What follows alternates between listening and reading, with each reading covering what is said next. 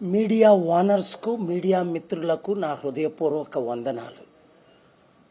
ప్రపంచ శాంతి కొరువైపోయింది. ముఖ్యంగా నా ప్రియమైన తెలుగు మిత్రులకు 200 దేశాల్లో ఉన్న 15-16 కోట్ల తెలుగు మిత్రులకు, అలాగే రేపు దేశంలో ఉన్న రాజకీయ నాయకుల్ని ప్రపంచ శాంతి కొరకు నేనేం చేస్తున్నాను, మీరేం చేయాలి, ప్రజలందరూ ఏమి చేయాలి అన్న సబ్జెక్ట్ మీద రేపు నేను ఢిల్లీలో వీళ్ళందరినీ కలుస్తున్నాను. జనవరి 15న అమెరికన్ క్యాన్సర్ సెనెట్లో నేను ఇచ్చిన సందేశం, నేను చేసిన ప్రార్థన ఎంత చక్కగా అక్కడ అందరూ రిసీవ్ చేసుకున్నారంటే నేనే షాక్ అయ్యాను. 58 యుద్ధాలు ప్రపంచంలో, మన దేశ బడ్జెట్ ఎంతో, సంవత్సరానికి 3 ట్రిలియన్ యుద్ధ సామగ్రి ద్వారా వాళ్ళకి 3 ట్రిలియన్ వస్తుందని, కానీ నష్టం ఎంత వస్తుంది? 89 నుండి 4 ట్రిలియన్ అప్పు ఈరోజు దాదాపు 40 ట్రిలియన్ అయింది కదా. వారు చేసిన యుద్ధాల ద్వారా కోట్ల మంది చనిపోతున్నారు కదా. ప్రపంచంలో దాదాపు 850 కోట్లలో 200-300 కోట్లకి తిండేనా లేదు కదా. ఇన్ని కోట్లు యుద్ధ సామగ్రి కొరకు ఖర్చు పెట్టి, అలాగే China, Russia, India, Pakistan, north Korea తిండి పెట్టలేకపోతున్నారు. కానీ జర్మనీ, యూకే, ఫ్రాన్స్ యుద్ధ సామగ్రి కొరకు ఎంత డబ్బు వేస్ట్ చేస్తున్నారు. నేను శాంతి దూతగా ఉంటానని చెప్పి మాటిచ్చి కాలబేరం పెట్టుకున్న ట్రంప్కి మరలా నేను మద్దతు ఇచ్చి 2024లో ఇప్పుడు యుద్ధాలకి నాయకుడైన ప్రెసిడెంట్ అయ్యాడు. వెనజువెలాలో చేసిన దాడిని ఖండించాను. అలాగా ఈ విధంగా ట్రంప్, ఈ విధంగా ప్రధానమంత్రి మోదీ నోరు మూసుకొని ఉంటే ప్రపంచంలో యుద్ధాలు ఎక్కువైపోతున్నాయని వాళ్ళకి నేను చెప్పినది. అయితే మీరేం చేయాలి ప్రజలారా? 1, ప్రార్థించాలి. యుద్ధాలు ఆగాలని సరిపోదు ప్రార్థన మాత్రమే. అయితే 2, ప్రకటించాలి. Each one reach 10, each one reach 100. అందుకనే ఫిబ్రవరి 22న ఆదివారం సాయంత్రం 6 గంటలకు చెన్నై, మద్రాసులో ప్రపంచ శాంతి సభ ఎప్పుడు ఎవరు కని విని ఎరగనంతగా పెడుతున్నాం.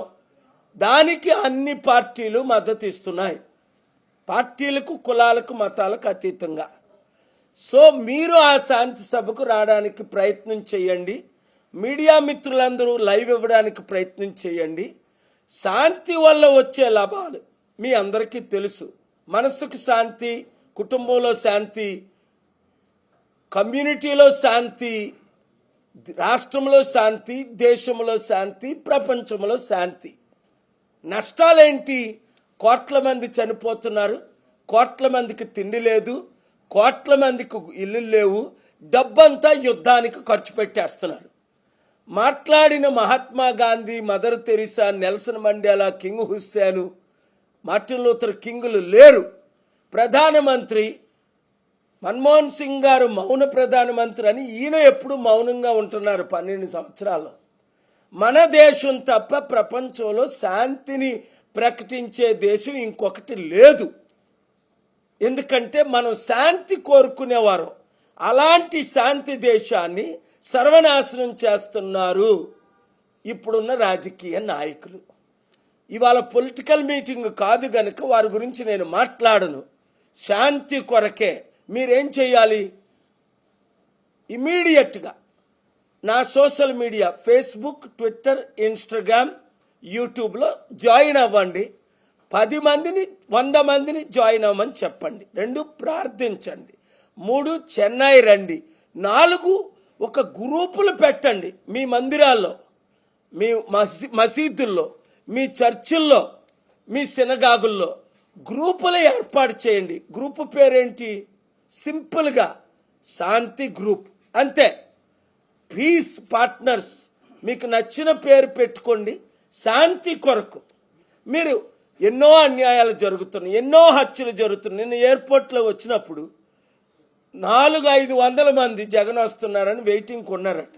ఆ 400-500 మంది కూడా నన్ను గ్రీట్ చేసి నన్ను బయటకు రానివ్వలే, సెల్ఫీలు తీసుకుంటూ. అంటే అర్థం చేసుకోండి, జగన్ కొరకు వచ్చిన 400-500 మంది కూడా నా ఫాలోవర్సే. చంద్రబాబు నాయుడు గారితో ఉన్నవారు కూడా నా ఫాలోవర్. ఎందుకు? వారు శాంతి ఫాలోవర్స్ కాబట్టి. మన తేడాలు మనం పక్కన పెడదాం, రాజకీయాలు పక్కన పెడదాం, శాంతిని ముందుకు తీసుకెళ్దాం, శాంతి దేశంగా మరల పేరు సంపాదిద్దాం, యుద్ధాలన్నీ ఆపి శాంతిని ముందుకు తీసుకెళ్దాం. దాని కొరకు మీడియా మిత్రులందరూ, నేను అక్కడ ప్రసంగం చేసింది, ప్రార్థన చేసింది, ఇంకా అన్ని వీడియోలు రిలీజ్ చేయలేదు. చేస్తే బ్రేకింగ్ న్యూస్లు అయిపోతాయి, నాకు మోదీ గారికి యుద్ధం జరుగుతుంది. అందుకని వారు చెప్పినవన్నీ ఎడిట్ చేసి, వారు పలికిన మాటలన్నీ ఎడిట్ చేసి మేము వీడియో రిలీజ్ చేశాం. చేయకపోతే నేనేం చేస్తున్నానో ఎవరికి తెలియదు. ఇప్పటికే 199 మీటింగులు నేను మీడియా ముందుకు రావట్లేదు, అన్నీ సీక్రెట్గా. ఎవరిని కలుస్తున్నాం, ఏం చేస్తున్నాం, ఎందుకు అంటే మీడియాలో మీరు చిత్తశుద్ధితో ప్రకటించిన దాన్ని రాజకీయ నాయకులు కుట్రతో నన్ను ఆపుతున్నారు. నా ఏరోప్లేన్లు మూసేశారు, నా 14 అకౌంట్లు మూసేశారు. అరే బాబు, ఈయన ఫేమస్ అయిపోతున్నాడని. తప్పే ఉంది? శాంతి కొరకు శాంతి ప్రకటించి మంచి చెప్తుంటే ఒకరినొకరు చంపుకోండి, యుద్ధ సామగ్రిలు చెయ్యండి, యుద్ధాలు చెయ్యండి. మీకులాగా హిందూ ముస్లింల మధ్య, హిందూ క్రిస్టియన్ల మధ్య చర్చలు పెట్టడం లేదు కదా. లడ్డూ వివాదాన్ని నేను తీసుకురావట్లేదు కదా. అందరూ శాంతిగా ఉండండి. హిందువులు, ముస్లింలు, మహమ్మదీలు, క్రైస్తవులు, బుద్ధిస్టులు జూన్ 21న లీడర్స్ 7 మతాల నాయకులు జూన్ 21ని ఢిల్లీ నా శాంతి సదస్సుకి ఎందుకు వచ్చారు? నేను శాంతినే ప్రకటిస్తున్నాను. అనాథుల్ని, వితంతుల్ని, నిరుద్యోగుల్ని, బీద ప్రజలను ఆదుకుంటున్నాను. మీరు కూడా అదే చేయమని కోరుకుంటున్నాను. Thank you very much. God bless you.